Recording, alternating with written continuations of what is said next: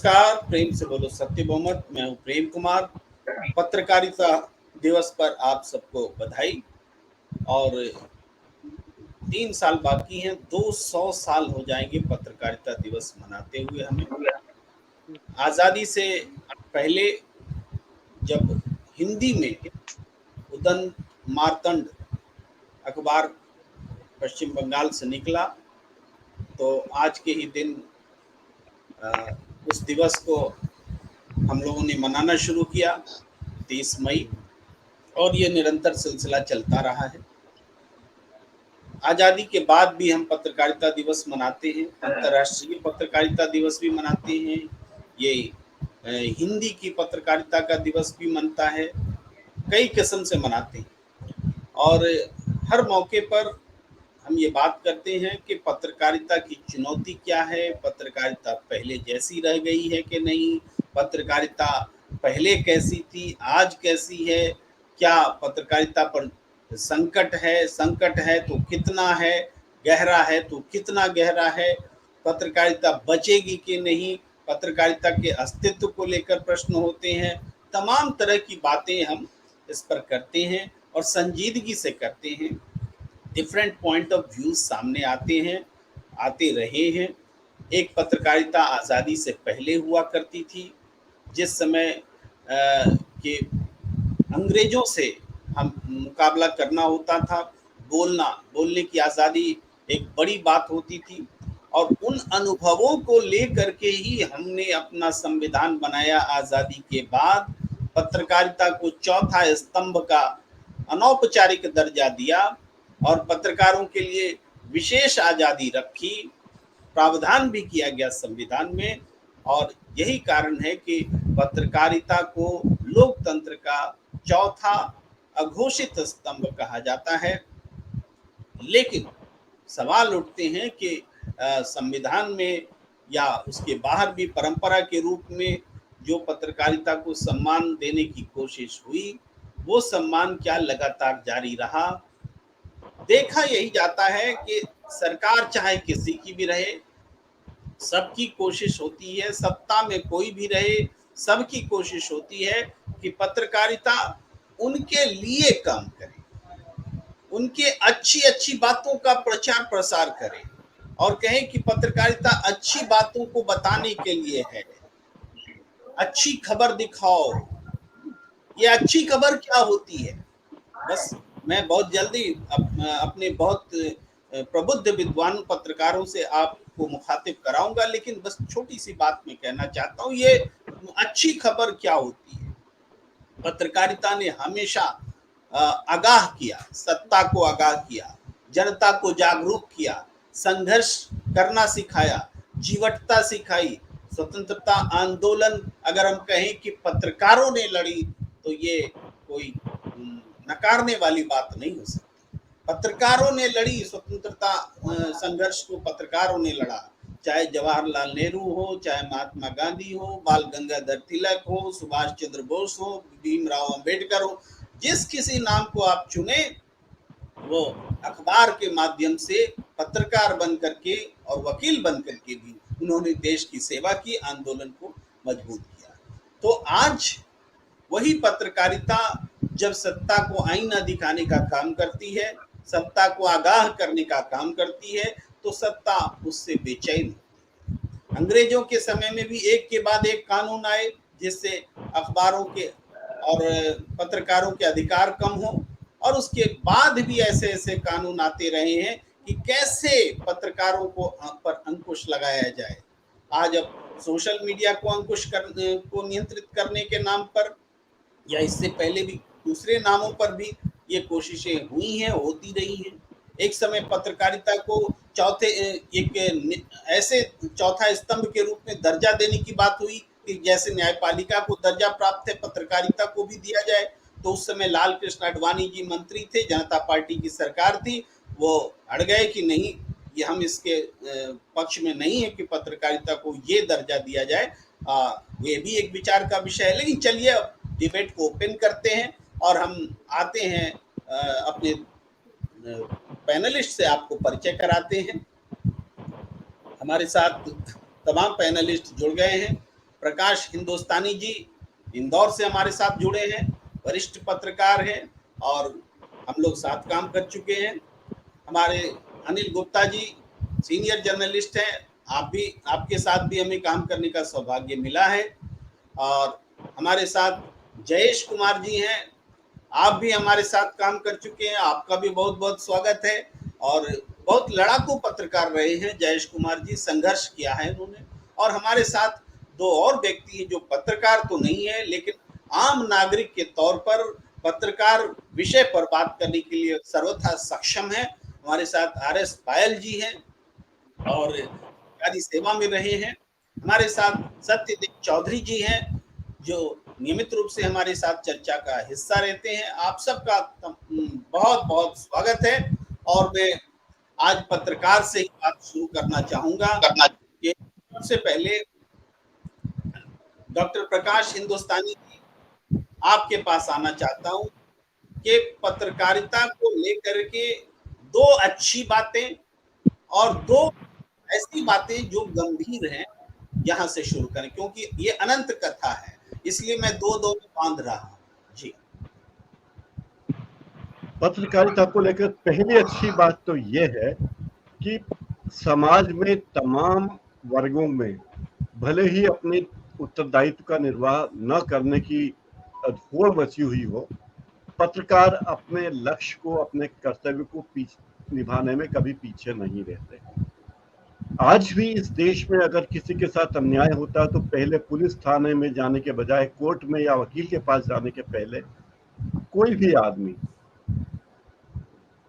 पत्रकार के पास जाता है, अखबार के दफ्तर में जाता है या टीवी चैनल के दफ्तर में जाता है। इसका मतलब ये है कि आज भी पत्रकारिता की विश्वसनीयता बनी हुई है, लोगों का विश्वास पत्रकारिता में बना हुआ है। एक बात तो ये। दूसरी बात ये कि तमाम अखबार या मीडिया हाउस, उनके मालिक कोई भी हो, उनके मालिक कोई व्यक्ति हो, कंपनी हो, संस्था हो, फर्म हो, कोई भी हो, लेकिन आज भी असली मालिक किसी भी मीडिया घराने का है तो वो उसके पाठक हैं या उसके दर्शक हैं। तो पाठक या दर्शकों के बिना कोई भी अखबार नहीं चल सकता। पहले भी ये हाल था और अब भी ये हाल है। और जो दो और बातें कहनी है वो ये कि पहले जिस मीडिया में पाठक या दर्शक बहुत महत्वपूर्ण होता था, अब वो पीछे खिसक गया है। अब पाठक की जगह विज्ञापन दाता ने ले ली है। ये चिंता की बात लगती है मुझे। दूसरी बात यह है कि जो नए नए मीडिया का आगमन हुआ है, जिसे हम सोशल मीडिया कहते हैं या इंटरनेट मीडिया कहते हैं, उस मीडिया के आगमन के बाद लोगों में मीडिया के प्रति जागरूकता बढ़ी है। और एक खतरा यह है कि अब अखबार निकालना, गांधी जी ने जब अखबार निकाला या सुभाष चंद्र बोस ने या अम्बेडकर ने या तिलक ने जब अखबार निकाले तब उसमें करोड़ों अरबों की पूंजी नहीं लगी हुई थी। लेकिन अब अखबार निकालना या टीवी चैनल शुरू करना, जो मास मीडिया कहा जाता है, उस मास मीडिया के लिए करोड़ों या कहना चाहिए कई बार तो अरबों रुपए की जरूरत होती है। तो उसका विकल्प नया मीडिया है, सोशल मीडिया है, इंटरनेट मीडिया है, वेब ब्लॉग्स है। और जिसपे आप और हम बात कर रहे हैं प्रेम कुमार जी, इसके पीछे कोई बड़ी पूंजी नहीं है, कोई बड़ी ताकत नहीं है। ये बातें मुझे लगती है। तो एक बात चिंता की ये भी है कि जिस मीडिया को जनता को आगाह करना चाहिए, जागरूक करना चाहिए, वो मीडिया अब अपने कर्तव्य से थोड़ा डिग रहा है।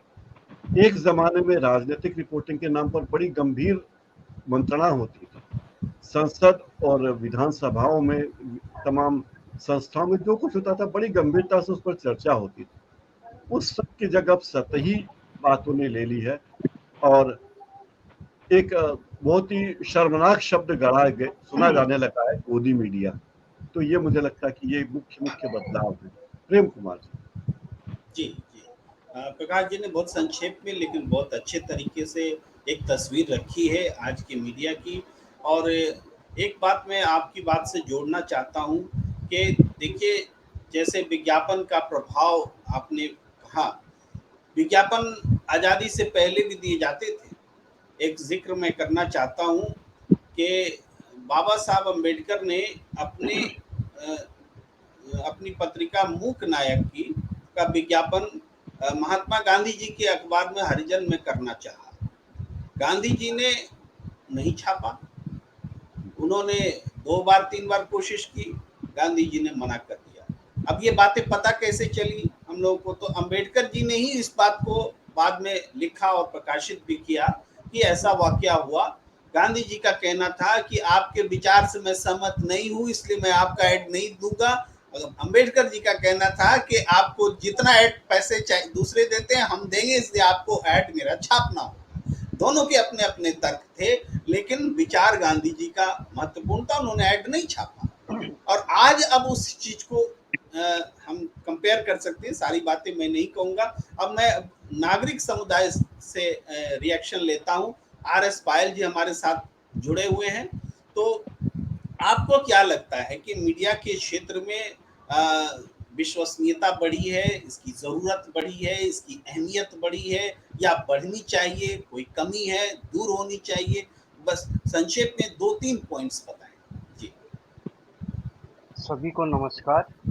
मीडिया का जो रोल है, मीडिया का रोल तो बहुत ही पहले से बहुत अच्छा था। समाज को जागरूक करने के लिए ये एक बहुत, जैसे पहले कहा था कि ये चौथा स्तंभ है, तो वाक्य में चौथा स्तंभ क्या, इसके बिगड़ तो कोई भी चीज़ पूरी नहीं होती। आजकल देखिए अदालतों का मामला हो, चाहे जनता को जागरूक करने का मामला हो, चाहे इसमें जो है ऐड भी इसमें, क्योंकि अब खर्चा इतना हो गया है।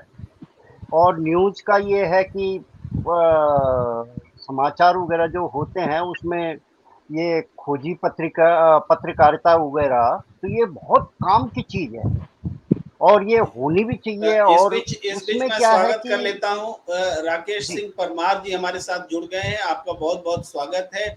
आप राजनीतिक विश्लेषक हैं और दिल्ली में पूर्वांचल समाज के अध्यक्ष भी हैं, आपका भी बहुत बहुत स्वागत है जी। RS पायल जी।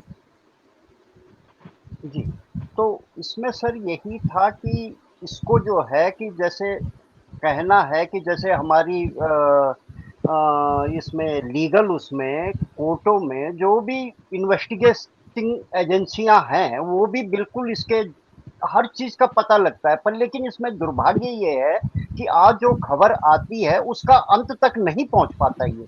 इसमें भी ये जवाबदेह होनी चाहिए कि भाई देखो, अगर कहीं किसी चीज को पत्रकारिता ने उठाया है तो उसको लास्ट तक ले जाना इनका वो होना चाहिए।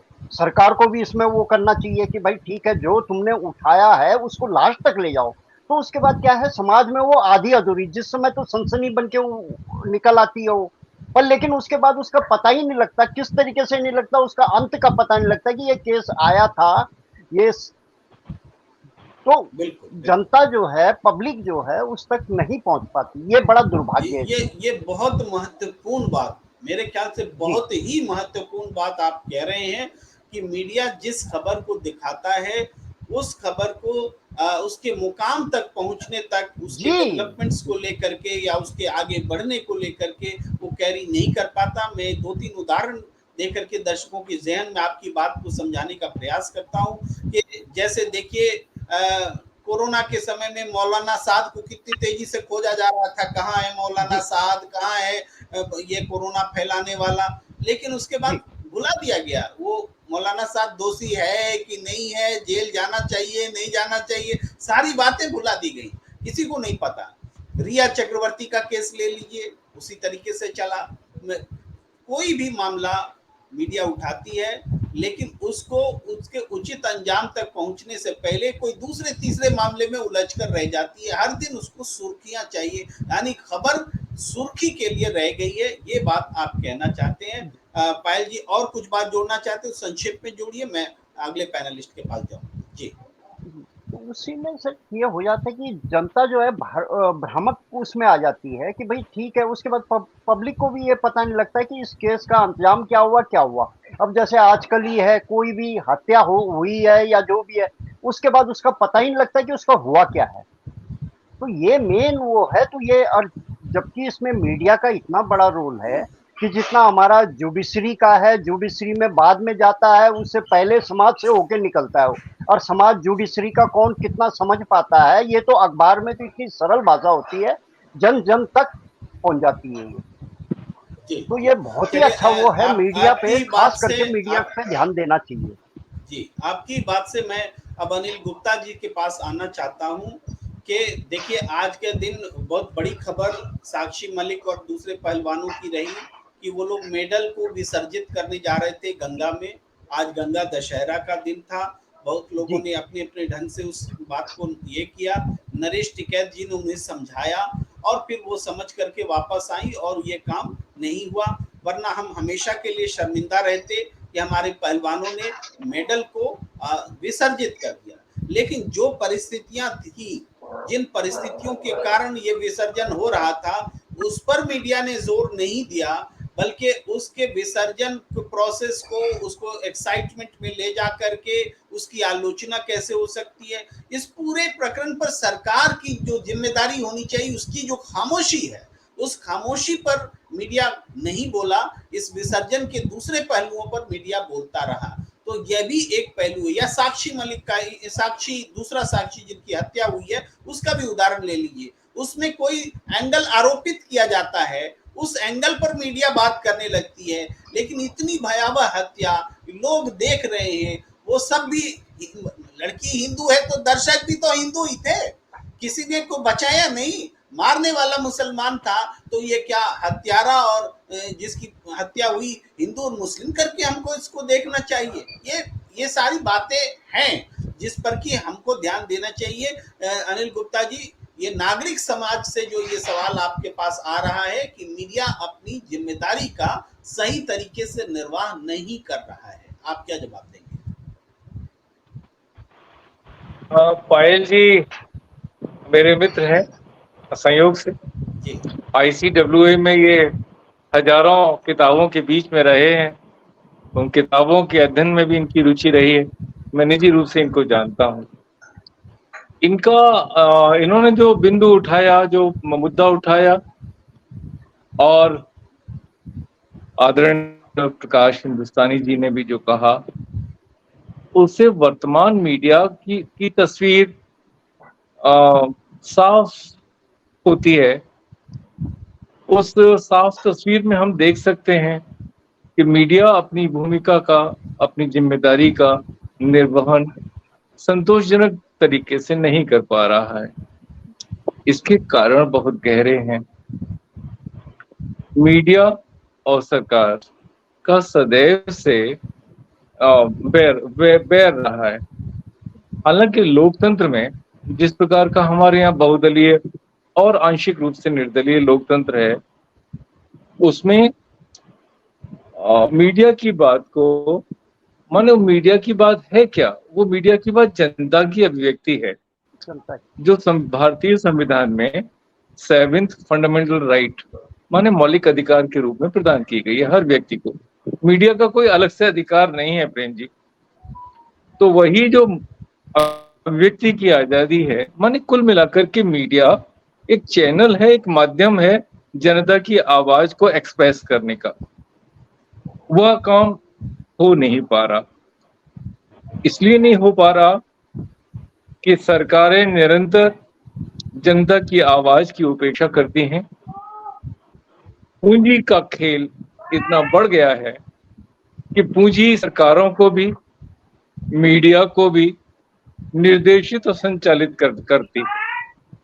ऐसी स्थिति में जो मीडिया के जो तमाम जो रूप हैं, चाहे वो टेलीविजन चैनल्स हों, चाहे अखबार हों, पत्र पत्रिकाएं हों, या छोटे वेब टीवी न्यूज चैनल हों, ये सब पूंजीपति या पूंजी द्वारा संचालित होते हैं। आवश्यकता इस बात की है कि यह जनता द्वारा संचालित हो। अभी उनको श्रद्धांजलि और पुण्य नमन करते हुए शीतला प्रसाद सिंह जी का अभी पिछले दिनों निधन हुआ है। उन्होंने एक बहुत अच्छा एक कदम उठाया था। उन्होंने एक कोऑपरेटिव सोसाइटी बनाकर के जन मोर्चा उत्तर प्रदेश के फैजाबाद शहर से निकाला। मुझे लगता है कि उन प्रयासों को, वैसे प्रयासों को जो आदरणीय शीतला जी ने किया था, उनको आगे बढ़ाने की जरूरत है। और प्रेम जी जैसा कहा कि ऐसी भी कोशिशें हुई कि इसको संवैधानिक दर्जा दिया जाए या पत्रकारों के द्वारा ये बात उठाई गई, लेकिन वह अभी पॉसिबल होता हुआ, संभव होता नहीं दिखाई दे रहा। मुझे लगता है कि जनता को जागने की जरूरत है, जनता को ये पहचानने की जरूरत है कि ये तो हमारी आवाज है। तो मीडिया मजबूत बनेगा, मीडिया का चित्र सुधरेगा। जी जी। अनिल गुप्ता जी ने बहुत गंभीर बातें कही। अब मैं सत्यदेव चौधरी जी से राय लेना चाहता हूं, नागरिक समुदाय की ओर से, कि मीडिया को लेकर के जो बातें उठती हैं कि लोग, जैसे अनिल जी ने कहा कि जनता के लिए मीडिया होती है और जनता की आवाज को बुलंद करना उसके लिए जरूरी होता है। लेकिन चौधरी साहब, आजकल तो मीडिया राष्ट्रवाद के लिए काम करने लगी है। जनता के लिए बोलने के बजाय वो राष्ट्र के लिए बोलने लगी है। तो राष्ट्र तो जनता से बाहर नहीं हो सकता है ना। जी चौधरी साहब, अनम्यूट कर लेंगे अपने आप, अनम्यूट प्लीज।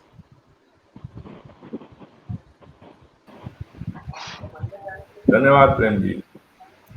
मैं तो देखिए, आप जैसे पत्रकारों का जैसा मेरे को इतना ज्ञान नहीं है, क्योंकि मैं तो एक बहुत ही साधारण सा नागरिक और मतदाता हूँ। तो लेकिन मैं इतना समझने की कोशिश करता हूँ कि मीडिया का और डेमोक्रेसी का या सरकार का एक डायरेक्ट संबंध होता है। जो सरकार बोलेगी उसकी जानकारी चाहे अच्छी है या बुरी है, या उसका जो भी एक समाचार है वो लोगों तक पहुंचाने का काम मीडिया का होता है। मैं आपको आज का ही एक, जो कल रविवार को जो जंतर मंतर के ऊपर इन खिलाड़ियों के साथ में जो धरना इनका उठाया गया, जबरदस्ती उठाया गया मारपीट करके, अखबारों में ये छापा कि धरना समाप्त हो गया। कितनी भ्रमित जानकारी इस मीडिया ने दी कि धरना समाप्त हो गया, जबकि धरना तो समाप्त हुआ ही नहीं था। धरना तो जबरदस्ती इन लोगों ने उठा के, एक जबरदस्ती करके उनको ठूस के बोरों के अंदर और कहीं भेज दिया, और जो भी कुछ किया तो वो पब्लिक के सामने कोई बहुत सच्ची जानकारी नहीं मिली। तो अब ये शासक के ऊपर है कि मीडिया को किस तरीके से ले। यदि किसी शासक को आलोचना अगर पसंद है, कुछ सुधार करना चाहता है अपनी नीतियों के अंदर, तो वो आलोचक मीडिया को पसंद करेगा। और किसी शासक के साथ में यदि वो अपनी आलोचना पसंद ही नहीं करता, आलोचना सुनना ही नहीं चाहता, तो वो मीडिया चाहे कैसा भी, कितनी भी सच्ची बात लिखेगा, कितना भी अच्छा सुझाव देगा, वो उसको पसंद नहीं आएगा। तो मीडिया का तो देखिए एक निष्पक्ष तो होना ही चाहिए मीडिया को, लेकिन निष्पक्ष के साथ साथ मैं ऐसा सोचता हूँ, जितनी भी चर्चाएं सुनता हूँ मैं और कितने भी अखबारों के अंदर पढ़ो, लेकिन वो निष्पक्षता के साथ साथ समाधान की बात नहीं करते।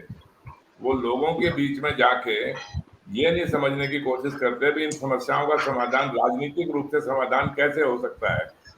तो ये भी तो जिम्मेवारी है ना मीडिया की। अब मीडिया की भी देखिए, सारा धनबल के ऊपर मीडिया हमारा आज के दिन तो धनबल के ऊपर प्रभावित हो गया। विज्ञापन लाओ और इस तरीके से पैसा कमाओ और सरकार से अनुचित लाभ उठाओ, किसी का भी समर्थन करके या उसकी आलोचना करके।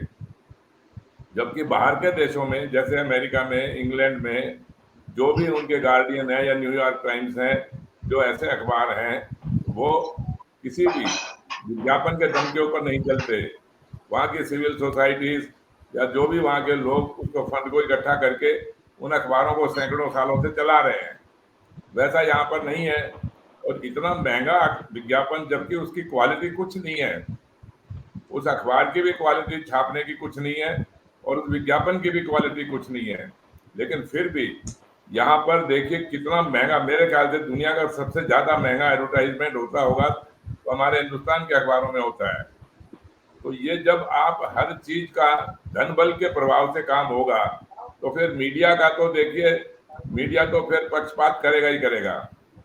तो मैं जहां तक समझता हूं कि हमारा जो मीडिया है वो पहले कुछ भी रहा होगा, और पहले भी शायद अंग्रेजों के प्रभाव से, अंग्रेजों की अगर आलोचना करोगे तो वो अंग्रेज भी उसका विरोध करते थे, उसको बंद कर देते थे, उस अखबार को या हिंदी के अखबारों को ज्यादा प्रचारित नहीं करने देते थे, अपनी अंग्रेजी की भाषा को ज्यादा प्रोत्साहन देते थे। तो इस तरीके से तो बात है, लेकिन फिर भी मैं जहां तक समझता हूं कि मीडिया चाहे वो किसी प्रकार का भी है, चाहे social media, electronic media, print media, कुछ भी है, उनका मेन जिम्मेवारी, उत्तरदायित्व उनका यही है कि जन जन तक लोगों को सच्ची और सही जानकारी दे। खास तौर से सरकार की, कम से कम सरकार की जानकारी तो ऐसी दे कि जो सच हो, पक्षपात भरी ना हो, और सरकार को ऐसा सुझाव दे जो जनता चाहती है और समाधान के ऊपर आए। समाधान की भी बात को सजेस्ट करना मीडिया का काम है, जो आज के दिन नहीं हो रहा है।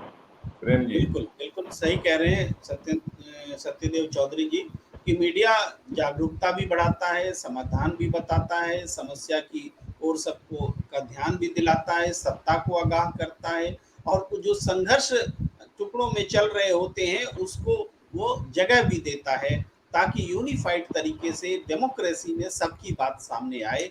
कुछ बातें अप्रिय बातें होती रही हैं और वो चिंता की भी बात है। दुनिया में जितने पत्रकारों की हत्या हुई है, मैंने 2020 तक का आंकड़ा देखा है, उसमें से 5वां हिस्सा जो है हिंदुस्तान से है। तो बहुत बड़ा आंकड़ा है। दुनिया में जितने पत्रकारों की हत्या हो, और हत्या पत्रकारिता के कारण, ये नहीं कि किसी और कारण से, पत्रकारीय कारणों से पत्रकार की हत्या के जितने उदाहरण हैं उसमें 5वां हिस्सा हिंदुस्तान से है।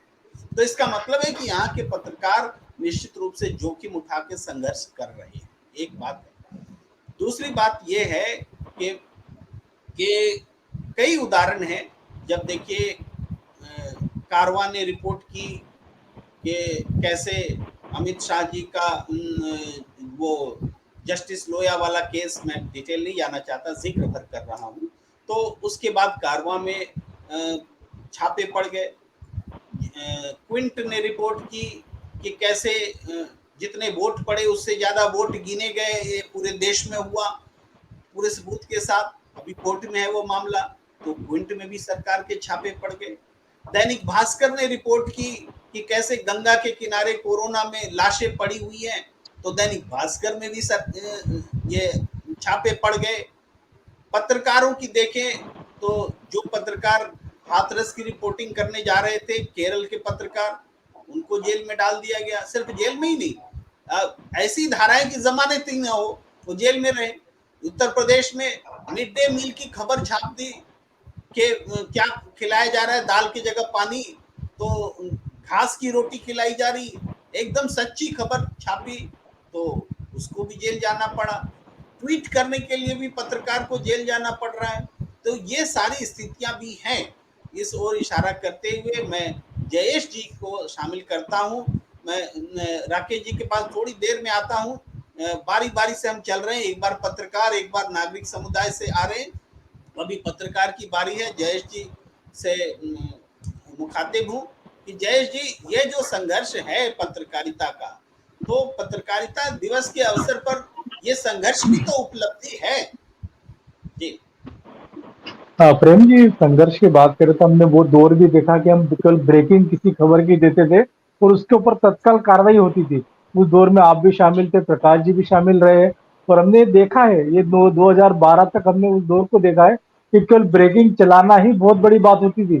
और ब्रेकिंग चल गई कि हमें दूसरा फोन आता था कि भाई साहब कार्रवाई हो चुकी है, उस पर हमने कर दी ब्रेकिंग देख के। तो वो दिन भी हमने देखे, लेकिन जिसके बाद जो 2012 के बाद का जो समय आ रहा है और पत्रकारिता का स्तर नहीं, पत्रकारिता जो लोग करना चाह रहे हैं उन्होंने क्या किया कि उस स्तर को धीरे धीरे धीरे इस स्तर पे गिरा दिया है, नेताओं के शरणों में जा जाके, बड़े संस्थानों के शरणों में जाकर। क्या पत्रकारों को भी आदमी ऐसी निगाह से देखता है कि इनसे कैसे बचे हम, इनसे कैसे दूरी बनाए हम।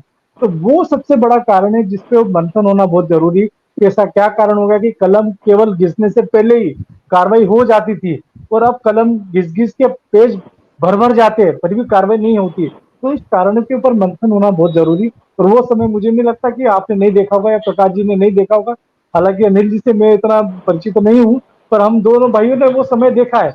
हमें याद है कि हम केवल ब्रेकिंग भेजते थे और हमें अगला फोन आता था कि इसका अगली खबर ये चलाओ कि खबर का असर।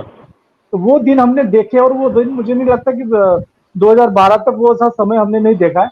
लेकिन उसके बाद का जो स्तर गिरा है, सबसे बड़ी बात ये है कि पत्रकारिता क्षेत्र में ऐसे लोगों का आना जाना हो गया या शामिल होना हो गया कि जिन्हें आ ई का अर्थ भी नहीं मालूम कि क्या होता है।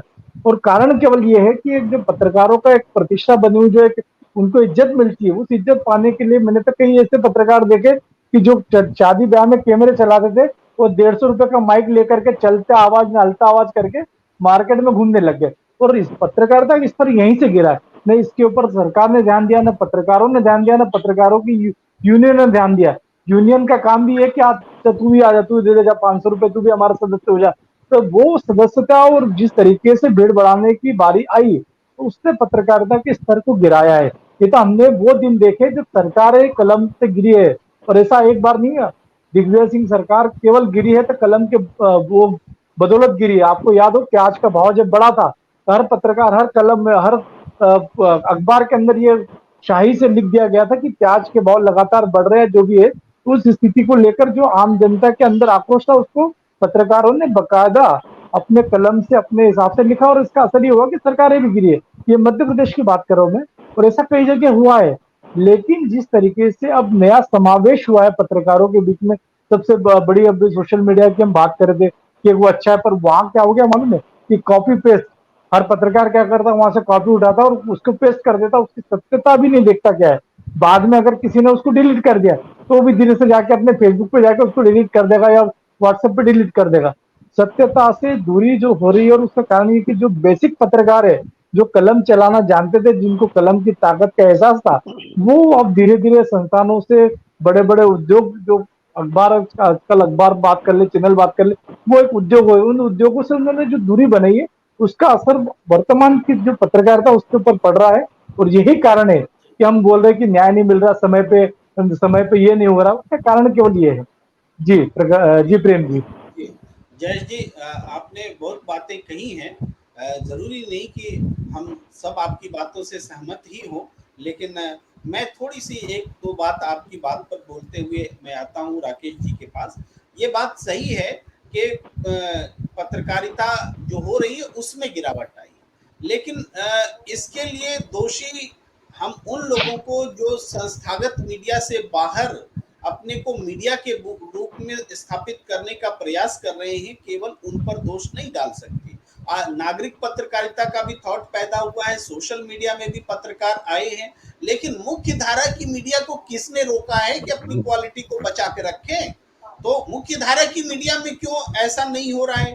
तो आपका अगर ये कहना है कि वहां भी ऐसे लोगों की बहुलता हो गई है जो बहुत बौद्धिक नहीं रह गए हैं, तो यहाँ पर एक लाइन में बात अपनी रखते हुए, कि आप बोलना चाहेंगे तो फिर आपसे टिप्पणी ले लेंगे, एक लाइन में बात रखते हुए कि पत्रकारिता में जो आंतरिक शक्ति है, ताकत है, वही पत्रकार की ताकत है। पत्रकारिता पत्रकार को मजबूत बनाती है, और पत्रकार पत्रकारिता के स्वभाव के कारण खुद को मजबूत बनाता है। ये दोनों का सम्मेलन है। तो पत्रकारिता जिंदा रहेगी कैसे अगर वो पूंजी के प्रभाव में आ जाएगी, जिसका कि जिक्र पहले के वक्ताओं ने बहुत अच्छी तरीके से किया है। अब मैं बहुत ज्यादा नहीं बोलूंगा तो फिर हमारे पैनलिस्ट क्या बोलेंगे। राकेश सिंह जी के पास आता हूँ। राकेश जी, मुझे भी बीमारी लग गई है, एंकर की तरह आप नहीं ज्यादा बोलते चलो, तो मुझे क्षमा करेंगे। अब आपसे उम्मीद करता हूं कि नागरिक समुदाय पत्रकारिता को और पत्रकारों को कैसे देखता है, उस पर थोड़ी सी रोशनी डालें। एक तो पत्रकार दिवस पर सभी असली पत्रकारों को मेरा प्रणाम, जिन्होंने अपना सर्वोच्च बलिदान दिया, प्राणों की आहुति दी, तेजाब में नहाए, अंग भंग हुए, उनको मैं सिर झुका करके प्रणाम करता हूं, और उनके परिवारों को भी प्रणाम करता हूं जिन्होंने ऐसे बच्चे इस देश को दिया है। प्रेम जी, पत्रकारिता स्वतंत्र मेरे हिसाब से कभी नहीं थी। पत्रकार का मतलब मेरे आवाज को बताना होता है सरकार को। मुझे बताया गया है, मैंने पढ़ा है कि मोहनदास करमचंद गांधी ने जब एक आना और एक जवान ब्रिटिश शासन को मजबूत करने के लिए मांगा था, वो अखबार से ही मांगा था। लेकिन देश भर के नौजवान छुप छुप करके झाड़ियों में शरण लिए थे। यह बात किसी अखबार ने नहीं छापा कि यह भी सीन है। छापना उसे भी चाहिए था। अगर गांधी का विज्ञापन छपा कि भाई अंग्रेजी हुकूमत को मजबूत करने के लिए हर घर से एक आना और एक जवान आए, तो यह भी नीचे छपना चाहिए था कि इस बात का पूरे भारतवासियों में ज्यादातर लोगों ने विरोध किया, तभी स्वतंत्र बैलेंस पत्रकारिता होती। अब रहा कि बड़ा पत्रकार, छोटा पत्रकार, पत्रकार घराना, मैं कैसे पत्रकारों की बात आंख बंद करके मान लूं। एक जमाना था जब दो नौजवान लड़ाई करते थे तो कोई बुजुर्ग लाठी लेकर कहता था काहे झगड़ रहे हो, ये कह रहा है ना ये कि सच है, तो बुजुर्ग कहता था क्यों सच बोल रहा है, अखबार में छपा है क्या।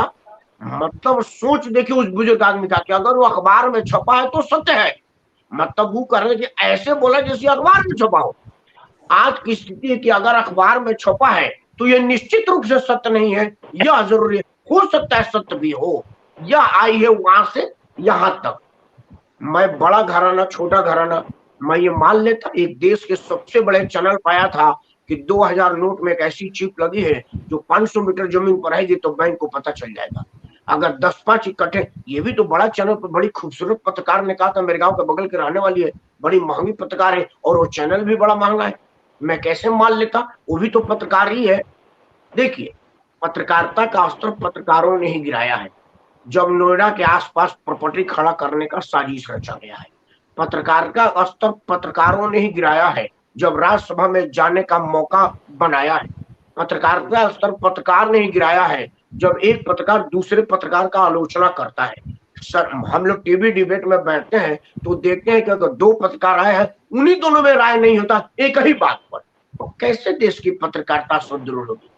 बीइंग ए नागरिक, मैं यह कैसे जानूंगा कि क्या वाकई 2000 के नोट में चिप्स है, क्योंकि ये तो बड़ी खूबसूरत और बड़ा चैनल बोल रहा है। रहा बात पत्रकार का, अगर मेरा मानना है कि अगर कोई पत्रकार है तो वो चैनल का मालिक नहीं हो सकता, और अगर वो चैनल का मालिक है तो पत्रकार ही नहीं हो सकता, तो मामला यही खत्म हो गया। मैं खूब बढ़िया पत्रकार हूँ, प्रेम भी बढ़िया पत्रकार है, तो कहाँ छपेगा। मैं मालिक हूं, मैं छापूंगा नहीं इनकी बात को जब तक वो मेरे फायदे का नहीं होगा, और आप छापेंगे नहीं तो घर में बैठ के बोलते रहिए, कौन सुन रहा है आपको। जो बात एक आदरणीय कहा कि एक परम आदरणीय ने एक कोऑपरेटिव करके शुरू किया था, एक चीज बताइए, आप अभी नीचे लिख दीजिए कि कृपया मेरे पत्रकारिता को मजबूत करने के लिए 10 रुपए दीजिए, मैं तुरंत लीव का बटन दबाऊंगा, यार ये 10 रुपए मांगने लगे। यह थॉट जब तक आम जन से निकालिएगा नहीं तब तक मजबूरी है भाई। अखबार महंगा है, श्रम महंगा है, पत्रकार का तनख्वाह महंगा है, अब तक पेट्रोल महंगा है, कहां से खबर आएगी। नहीं आएगी तो मुझे विज्ञापन पर मजबूर होना ही पड़ेगा। अखबार वाला 50 पैसा दाम बढ़ाता है तो हम हाकर को बता रहे महंगा कर दिया, कार्य दारू महंगा हो गया उसको फर्क नहीं पड़ता, वो खरीद लेगा। अखबार 25 पैसा बढ़ा नहीं, तो ये पत्रकार के साथ साथ मेरी भी जिम्मेदारी बनती है कि मैं अपने पत्रकार को मजबूत बनाऊं, उसके साथ खड़ा रहूं। मुझे पता चला कि कोई पत्रकार को जलाया जा रहा है तो सबसे पहला विरोध मेरा होना चाहिए, क्योंकि वो मेरे लिए जला है, लेकिन वो पत्रकार भी सही में मेरे लिए जला होना चाहिए, किसी एजेंडा की वजह से नहीं होना चाहिए। और बड़ा अफसोस से कहना पड़ता है कि आजकल एजेंडा पत्रकार ही ज्यादा दिख रहे हैं। दो ही पत्रकार हैं, या तो वो सरकार का विरोधी है या सरकार का समर्थक है।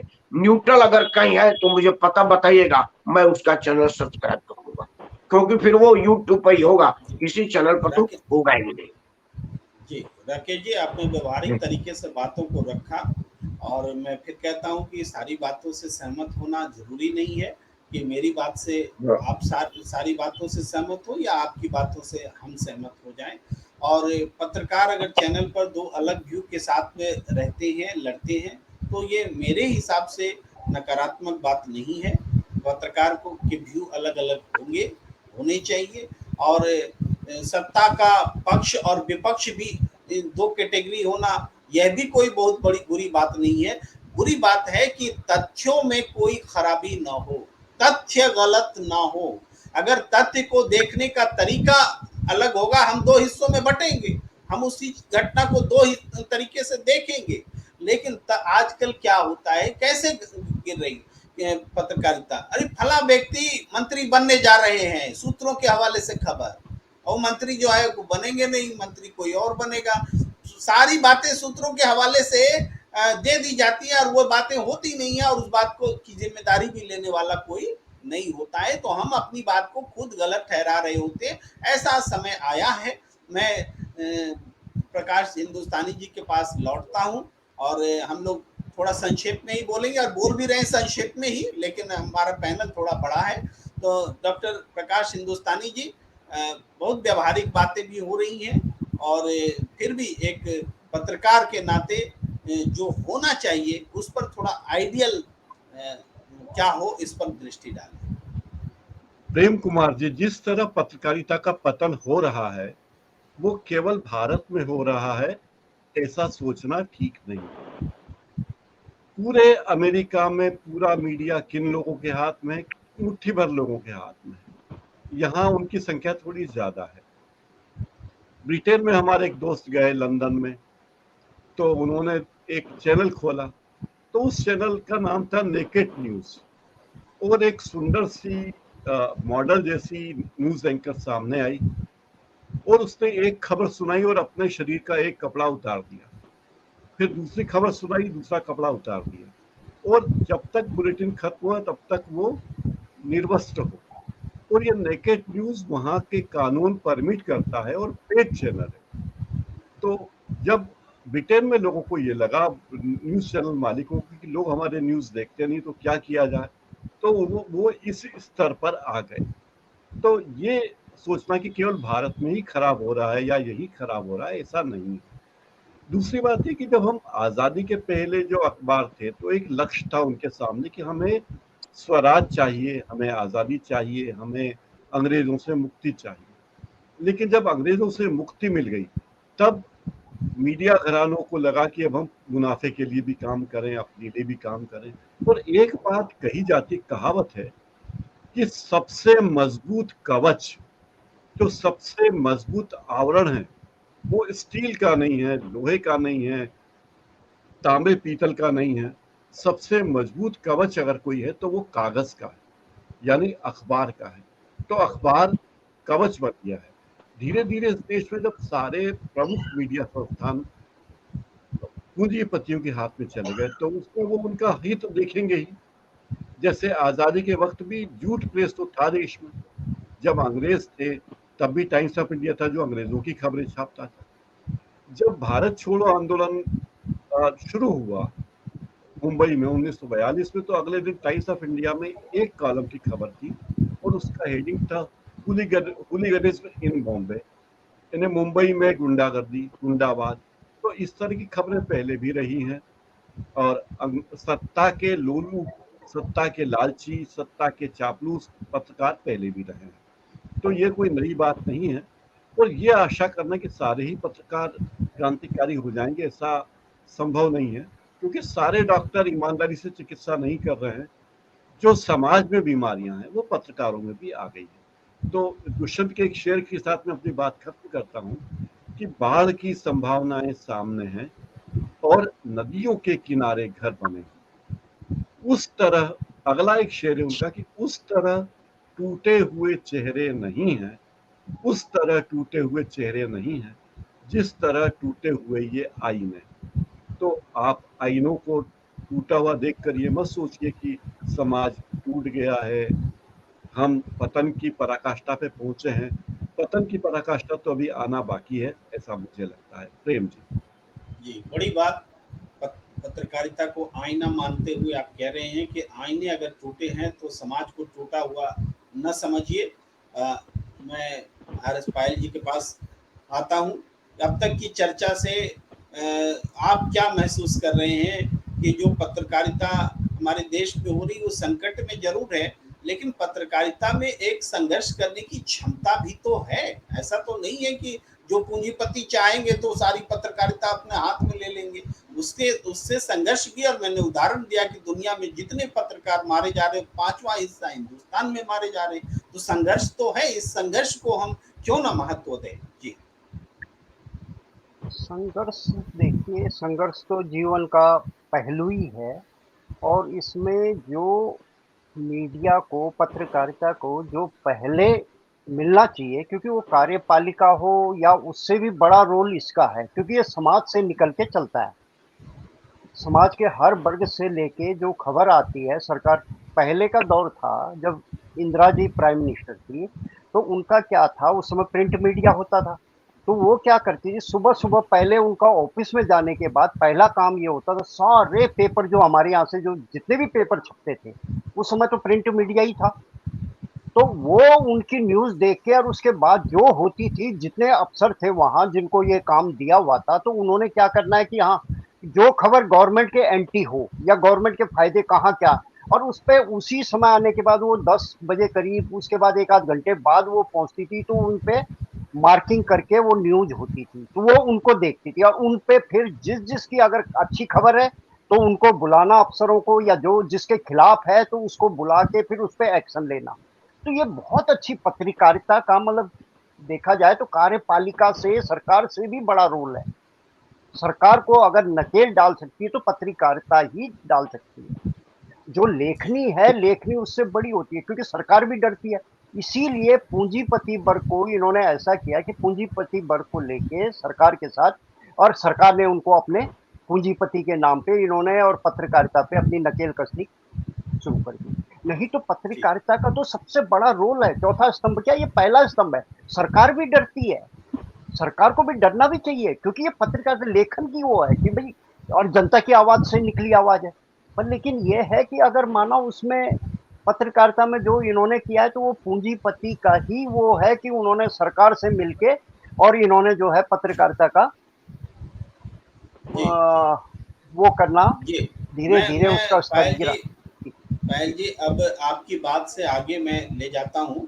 आप बहुत जी सही कह रहे हैं। ऐसा नहीं है कि पूंजीपति सारी पत्रकारिता को अपने हाथों में ले लेगा और ऐसा अनवरत ढंग से होता रह जाएगा। इसको जी रोकने की क्षमता भी पत्रकारों में ही है। जी जी जी पत्रकारिता, हम पत्रकार हैं, पत्रकार का गुण है, तब पूंजीपति हमें पूछ रहा है। अगर हम पत्रकार नहीं रह जाएंगे, पत्रकारिता खत्म कर लेंगे, तो उस शक्ति का इस्तेमाल पूंजीपति को करना है, तो वो शक्ति ही खत्म हो जाएगी, तो पत्रकारिता को क्यों पूछेंगे वो।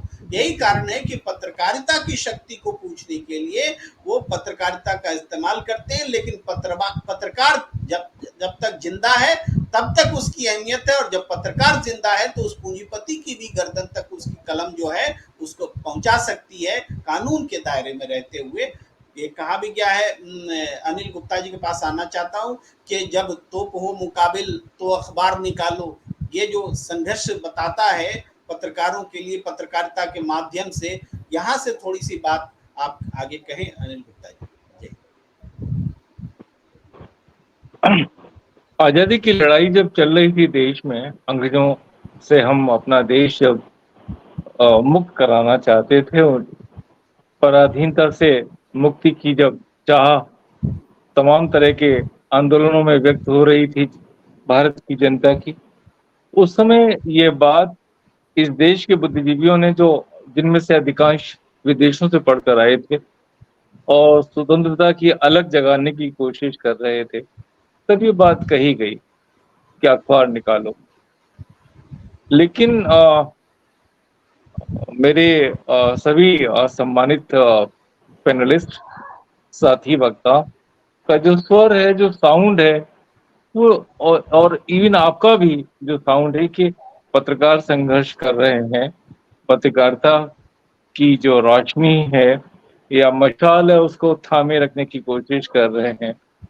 लेकिन ये युद्ध, ये समर बहुत कमजोर पड़ गया है, और उसका कारण है कि सरकारों का जो रुख है वो पत्रकारिता को बर्दाश्त करने का नहीं है।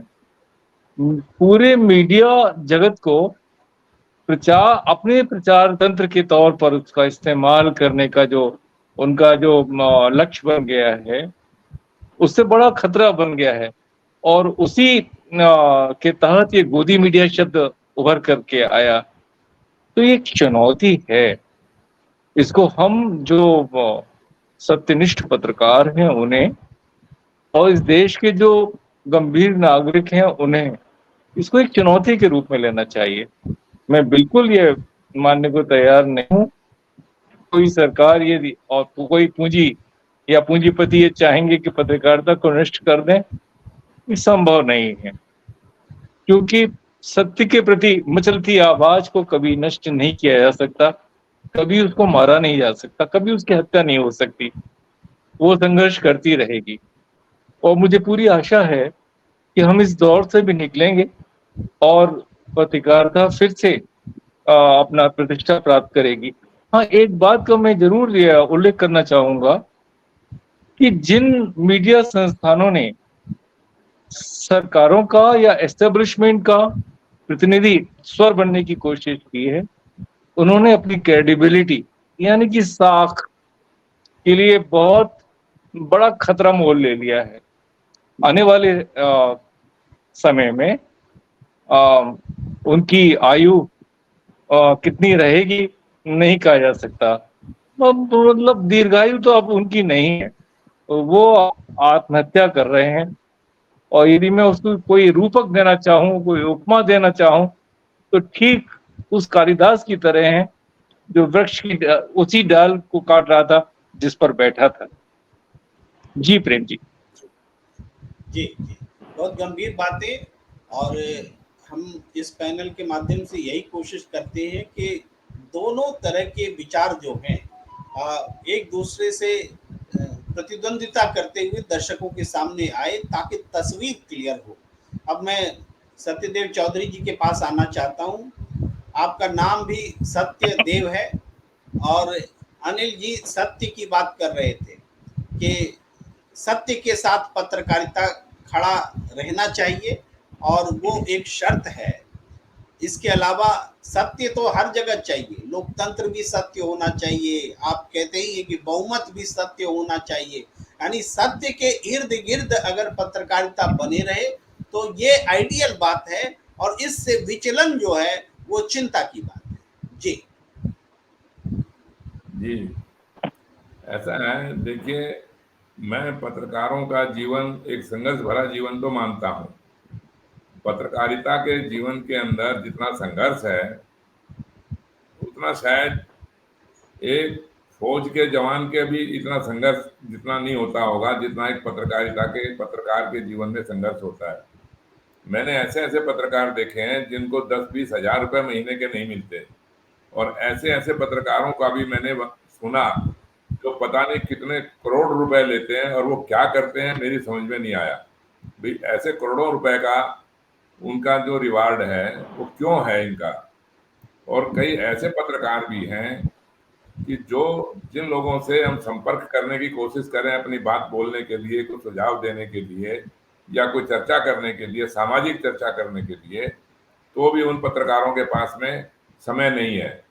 वो समय देने की कोशिश नहीं करते, संपर्क में आते ही नहीं है वो लोग।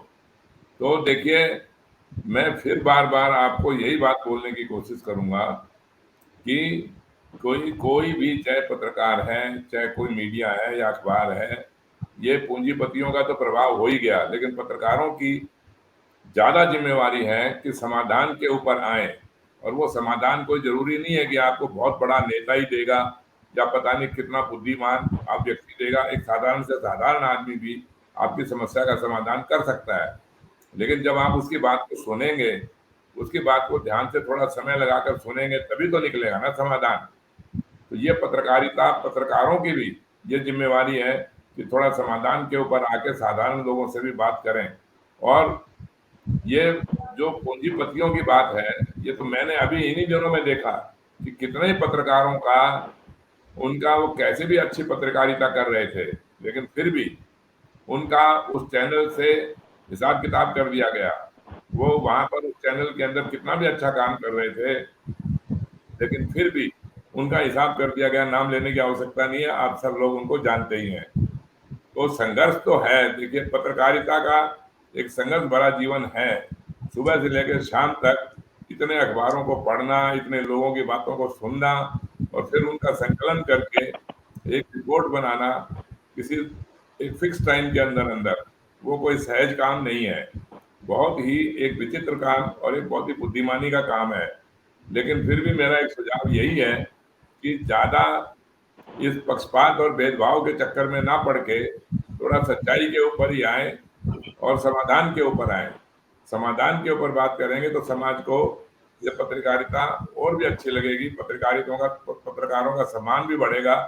नहीं तो कोई भी पत्रकार, आप कहीं पर भी किसी अखबार में किसी पत्रकार से बात कर लीजिए, बिना पैसे के कोई बात करता नहीं है। कितनी भी अच्छी से अच्छी बात बोलो तो भी हर चीज का पैसे से मूल्यांकन करने का प्रयास करेगा।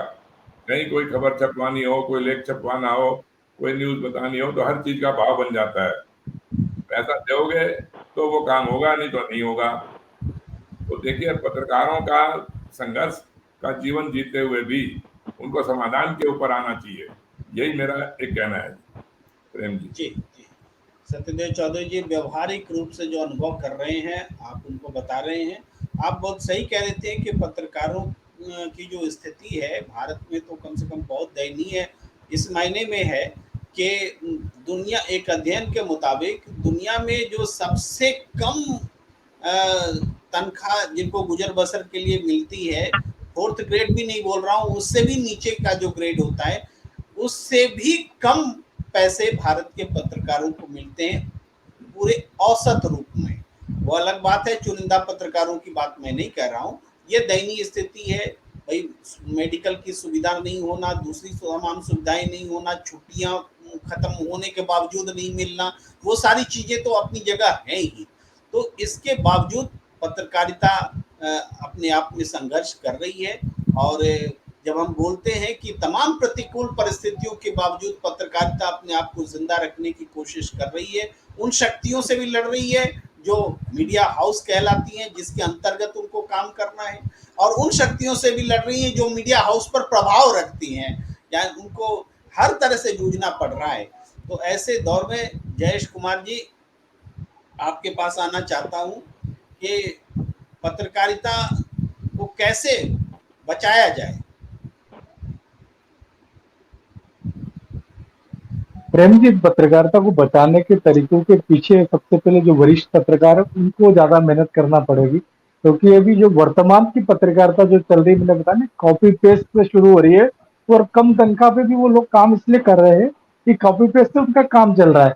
तो कलम चलाने की जगह वो कॉपी पेस्ट पर सीमित हो चुके हैं, और उसका कारण सबसे बड़ा ये है कि जो बड़े मीडिया हाउस है वो भी ऐसे लोगों को चाहते हैं, क्योंकि व्हाट्सएप से लेके जितने सोशल मीडिया उन पे कई खबरें पहले ही आ जाती है, और उनको करना क्या रहता है, कॉपी पेस्ट वीडियो उठा के इधर से इधर करना। तो वो कम तनख्वाह में वो लोग काम कर लेते हैं। तो इससे जो वरिष्ठ पत्रकार जो कलम वाकई चलाना चाहते, कलम की मेहनत चाहते, मेहनताना चाहते, उनको एक तरफ दरकिनार करके रखा गया है। तो वो सबसे पहले उनको उठना पड़ेगा, उनको बताना पड़ेगा कि वाकई मीडिया क्या है, क्योंकि मैंने मीडिया की ताकत को बहुत करीब से देखा है और बहुत अच्छी तरह देखा है। मैं कई संस्थानों में रहा हूँ, अखबारों में रहा हूँ, चैनलों में रहा हूँ, तो मैंने बहुत करीब से देखा है। तो मुझे ऐसा लग रहा है कि जो वरिष्ठ पत्रकार है उनको इन सब चीजों के लिए मंथन करना पड़ेगा, क्योंकि जितने भी नए बच्चे आ रहे हैं, नए पीढ़ी आ रही है पत्रकारिता में, वो तनख्वाह के लिए नहीं आ रही है, वो कॉपी पेस्ट से बस अपना पेट भर रही है, पेट्रोल खर्चे चला रही है, मोबाइल चला रही है। और वो मोबाइल और पेट्रोल खर्चों ने दिक्कत ये दे दी है कि पत्रकारिता का जो स्तर है उसको एक बहुत नीचे सीमित दर्जे पर लाके रख दिया। अब ये होता है कि कोई घटना हो जाती है ना, एक्सीडेंट हो गया, वो उनके लिए बहुत बड़ी खबर हो जाती है, वो पत्रकारिता हो जाती, हमने एक्सीडेंट कवर कर लिया, सबसे पहले कर लिया। वो पत्रकारिता नहीं है, वो एक घटना है, घटना की रिपोर्टिंग होना एक अलग चीज है। पत्रकारिता बहुत अलग चीजें होती थी, बहुत अलग मायने होते थे उसके, और एक वो संदेश देती थी समाज को, वो समाज को संदेश देने के साथ साथ समाज को सुधारती थी। समाज के साथ साथ समाज से जुड़े जितने वर्ग है, चाहे प्रशासनिक वर्ग है, राजनीतिक वर्ग है, उनको सुधारने का काम पत्रकार की कलम करती थी। वो सब काम अब जाकर के जो नई पीढ़ी आई है पत्रकारिता में, जो कॉपी पेस्ट तक सीमित हो गई है, उनके हवाले हो गई है। तो निश्चित रूप से अब स्तर गिरा, और उसको सुधारने के लिए पहले के जो वरिष्ठ या बड़े लोग हैं, बड़े से मेरा तात्पर्य ये नहीं कि बड़े मीडिया हाउस या वो लोग जो कलम से वाकई कलम की मेहनत से अपना नाम जिन्होंने बनाया, उनको आगे बहाल करना पड़ेगी। जी प्रेम जी। जयेश जी, आप बिल्कुल एक बात कह रहे हैं जो, लेकिन मैं ये कह रहा हूँ कि आज जो बात कर रहे हैं, इसको आपकी बात को थोड़ा संक्षेप में बोलूं तो पहले हम लोग जिनको स्ट्रिंजर्स मानते थे, और वो स्ट्रिंजर्स अब मुख्य धारा में मुख्य जगह पर आ गए हैं, और उनको नियंत्रण करने के लिए जो संपादकीय विभाग मजबूत रहता था, वो मजबूत केंद्र जो है कमजोर हो गया है। नतीजा ये है कि, और कमजोर क्यों हो गया है, कमजोर इसके लिए कोई वरिष्ठ लोग जिम्मेदार हों ऐसा नहीं है, बल्कि वो जिसकी चर्चा कर रहे हैं, जिनके प्रभाव जो मीडिया की ताकत का इस्तेमाल कर रहे हैं, उनको मजबूत मीडिया नहीं चाहिए, उनको कमजोर मीडिया चाहिए ताकि वो उनकी जो उनके डिक्टेशन पर चले। तो ऐसे ये स्थिति आई, आपकी बात सही है। मैं आता हूँ राकेश सिंह परमार जी के पास। अब अंतिम टिप्पणी परमार जी आपसे। देखिए कितना हो गिरावट आया है, लेकिन जितने भी बड़े बड़े घोटाले हमको जानकारी हुई है वो किसी सरकारी जांच एजेंसी नहीं किया, वो हमारे पत्रकारों ने ही किया है। तो पत्रकारों का उपकार इस देश पर है और ये देश पर बराबर बना रहेगा। दर्शक जान जाता है कि मुझे समाचार पर मनोरंजन देखना है तो कौन सा चैनल लगाना है, और समाचार देखना है तो कौन सा चैनल लगाना है, यहाँ तक कि समाचार चैनल में किस पत्रकार को सुनना है। एक सज्जन बता रहे थे वो भगा देने वाला, मैं नाम रख रहा हूँ परसों बात पे रवीश कुमार, वो दोनों पत्रकार नहीं है, ना थे, आगे भी नहीं होंगे। इसका पुख्ता कुमार है, कभी अकेले में डिबेट कर लीजिएगा, मेरे पास सबूत है कि दोनों पत्रकार नहीं है। हाँ, जो पत्रकार है वो आज भी पत्रकार है, उनको कहीं से किसी न किसी के सहारे की, चाहे 2 मीठे बोल सरकार बोल दे या समाज बोल दे, वो यही उनका पारितोषिक है और वो होते रहना चाहिए, तभी जाकर के पत्रकारिता जीवित रहेगी। हिंदी पत्रकारिता पर मैं सिर्फ एक ही बात कहूंगा कि हर मिठाई मीठी नहीं होती और हर चीज बुरी नहीं होती, यही पत्रकारिता में है।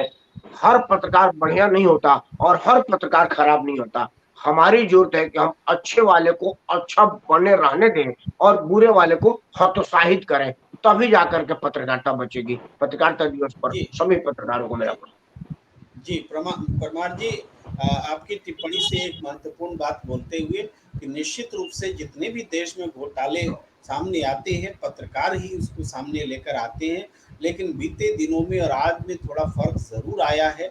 बोफोर्स का घोटाला भी पत्रकार ही, विदेश के पत्रकारों ने सामने रखा था। आज हिंडनबर्ग का भी घोटाला विदेश के ही पत्रकार सामने रख रहे हैं, पनामा लीक भी विदेश के ही पत्रकार सामने रख रहे थे, और इस तरीके, लेकिन तब रिएक्शन होता था, आज रिएक्शन नहीं हो रहा है, ये फर्क आया है।